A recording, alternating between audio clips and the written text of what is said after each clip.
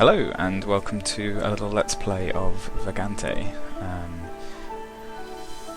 This is a kind of action slash platformer slash roguelike. It says it's inspired by Spelunky. It gets lots of comparisons with Spelunky, but I think hopefully I'm going to show you that I think that's true. I think it's a completely different game all on its own. I think the Spelunky comparisons are cool, but I think it's got its own charm. So to start with, you can see there are 4 slots at the bottom, so this is a co-op game. There's a greyed out online multiplayer section in the menu, so that will come eventually, which is pretty cool. I think this would be a pretty funny co-op game. But you can see there's class selection, so there's a knight, there's a rogue, there's a mage, and there's this character that I've unlocked, whose question marks, we'll leave them for now. And this is kind of where you see the differences with Spelunky already, in that there are kind of choices to be made, and there are different playstyles, and the playstyles aren't they're not emergent from the items you find necessarily. They're also partly built into the character and who you are. So you start off in a randomly generated world. These are the caves, so these are your green hill zone or whatever, and I don't know whether you'll notice some things at first. At first, it kind of looks like it's a pixel art action platformer. You know, there's not too much special going on here. But a few things to note are, first of all, is that we've got an inventory, and not only have we got inventory, we've also got stats and resistances, and we've got skill trees that we can level up. We're going to put our first point into holy at the start. And these are different for each class, although they all have like the basic stat increases. And we've got a spell book, although we're a knight, so we don't start with much affinity in spells. So this is already like super different, and even though it gets, I think the comparisons with Spelunky are pretty bad for Vagante, actually, because it's actually its own thing. The premise behind Spelunky was, what if we took some elements of a roguelike and mixed them into a new game? Whereas Vagante is actually just straight up, what if a roguelike was actually a platformer? So you can see we just picked up this scroll, and this scroll is unidentified. We don't know what it does, so I'm going to use it now. And it's an identify scroll. So this is straight out of whatever roguelike you'd care to name. The idea of like stuff not immediately having its purpose made clear, and equipment that you find, we'll see later on, is potentially cursed, which means it can have negative attributes. If it's cursed, it means you can't take it off once you put it on, unless you uncurse it. There's a lot of mechanics I don't fully understand yet. So there is like these statues here. This is a statue called the Smith. You can sacrifice weapons at the Smith, but there are other statues whose purposes make no sense to me whatsoever. Other than that, like it sort of plays like an action platformer, really. So we're gonna do some walking around, and we're gonna fight some baddies. I've actually not come across this before. I don't actually know where to go next. Let's have a look down here. Okay. Oh yeah, okay, we actually have to go through the water, so that's a first for me. So I've put a few hours into this game, but I've never actually, there's still a lot that I've never seen before.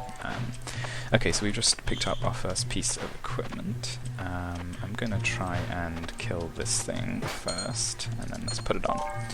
So we don't have any identify scrolls. I'm just going to put it on anyway. It's not cursed. It does have a slight penalty to lightning resistance, but it's got loads of cool attributes. So it increases my vitality. It says attackers will sometimes be frozen, so these are kind of like passive effects. And the nice thing about this game, one of the things I really like about it, is that pretty much everything has interesting effects on it. There's no kind of just, oh, it's a sword. The starting weapon is actually like that, but almost every piece of item, every item you find will have something about it that is interesting, and it just makes decisions way more. Oh shit! I'm really screwing up this. Way more interesting, because you know, I think a lot of RPGs suffer from, well, this is like, the numbers are bigger on this thing, so I guess that's better. Whereas this is more, well, you know, do I want to have infinite fall, like no fall damage, or would I rather that enemies occasionally burst into flames? And the other thing is that because this is very roguelike inspired, you know, a lot of roguelike developers really like the idea that all these systems build into each other. So fire is not just something that does damage to you, fire is something that can set other things on fire, it can ignite flammable things, it's put out by water and so on. So the systems really interlock with each other. Okay, we picked up a couple of things. I'm going to use the scrolls. Scrolls are generally pretty safe. Okay, that was a recharging scroll. Potions are slightly less so. There are some potions that will kill you.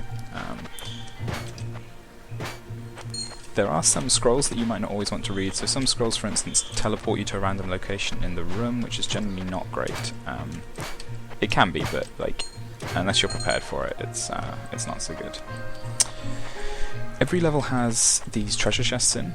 You can see I can't open this one, this has got a big padlock in front of it, and that's because there's a boss monster somewhere on this level that I have to kill in order to get access to it. So another thing you'll notice is I jumped on the head of that guy there. That actually I guess doesn't show it, but one thing that you might have noticed is that when I touch enemies it does not always hurt me, and that's because the combat in this game is not contact based. What that means is that I can actually nudge up against this guy and not always get hurt unless he is performing some kind of attack animation. So there's a lot of parrying and blocking and dodging, and lots of skills that enhance that as well. What does this shop have on offer? Book of Blink. I'm going to get that. That sounds good. Mages are better at casting spells. You can get interrupted while casting spells. So if you're not good at casting them, that can be like a real problem. But ooh, I like that a lot. That is super cool. Okay, so this is a boss man. He is the guy who has that key on him that we want. Now, I don't need to fight him. This is actually the exit to the next level here. But for the purposes of this video, oh shit. For the purposes of this video, I think I will fight him, just so you can see me die horribly. The combat is super interesting, and you can do things like dodge and roll and block and parry, but I am terrible at all of those things, so none of this is going to go to plan.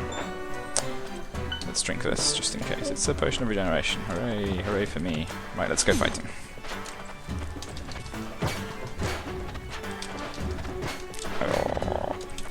So, a lot of these monsters are kind of, they have unique, oh shit, they have unique spells. So this guy can pick you up and throw you great distances, which is, oh, he's going to do that now. Thanks, buddy. Which is super annoying, and I have to admit, like, these bosses so far are the least satisfying part of the game, but I know that's because I don't understand how to fight them. So you can see that was mostly just kind of hacking people to bits, but that's because, you know, I'm still getting used to a lot of these systems. Right, now let's play Can Mike remember where that chest was? And the answer is yes, he can. Okay, so we're going to use our key on that chest. Loads of stuff's come out, load of potions that aren't identified, a big wand. We can use the wand, but we probably don't want to because as a knight we are really more about the melee weapons. So what I'm going to do is I'm going to try and get back up to that statue of the smith. There we go. And we're going to sacrifice it, so let's drop that. And it disappeared into nothing. What else can we drop? Does he want arrows? He does not want arrows. Does he want an amulet? No, he does not want an amulet. Oh, maybe he does. Okay, well, the smith told us to go fucked, which is a very, you know, I think that suits the tone. This is a very punishing and not very nice game, and some people really like that kind of thing, and I think I do. I think I'm warming to it, but at first it was completely overwhelming. Anyway, that was just a few minutes of Vagante. I'm going to play some more of it, and hopefully do some more videos, if I can work out how to do them a bit better than this one. But thank you anyway.